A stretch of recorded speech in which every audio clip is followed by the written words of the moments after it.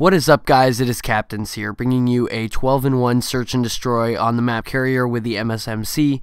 But today I'm not going to talk about the gameplay. I'm going to talk about rushing tips and tricks for you. And I'm not only going to give you the tips, I'm going to tell you how to do it. So first, let's get into it. So basically, how to rush and not die. You want to be aware of all of your surroundings. Now you're probably like, well, how do I do this? Is there any tricks or tips that you can give me on how to do this? Well, yeah, there is.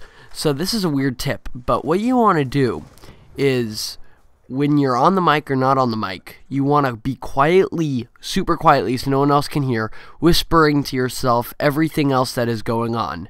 And it sounds weird, but I do this because it forces me to actually focus on everything else that's going around me, and it will really help you be more aware and a better rusher at search and destroy. So you also want to check the scoreboard to see how many people are alive. If you do this, it helps you know if you need to rush into their spawn or not. Like, let's say you check the scoreboard and there are 4 people left. Then you definitely don't want to rush straight into their spawn because you know that there might be a lot of spawn campers there, so you might want to take a more tactical approach. Well, if there's 1 or 2 people left, you want to run into their spawn. So you want to always check how many people are alive. It will help your strategy out. So the next one is you have to be accurate when you're rushing, because when you're accurate, it's easy to win. So I had a little sensitivity trick, and for rushing you want to have a higher sensitivity, but you don't want it to be too high.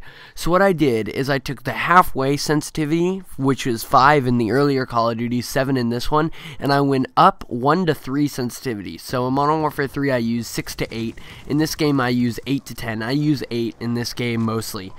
But so I would recommend having that halfway point around there.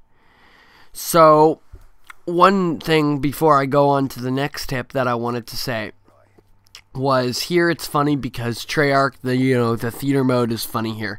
So there was a host migration, but because the theater mode takes host migrations really weird, there was some weird editing, so that's what this will be in a second. But anyways, going into my last 2 tips for the video, you want to definitely you want to predict people. So that means that put yourself in their shoes. That's how you do it. You gotta imagine, if I were the enemy, what would I be doing? And it will kind of help you out, kind of help you predict what the enemy is doing, and hopefully you'll make good decisions based on that. So my last tip I can give you is actually one of the most important tips, and that is don't sprint around corners. When you don't sprint around corners, you can be more accurate because you can pop your cursor on the guy and your reaction time will increase by a lot.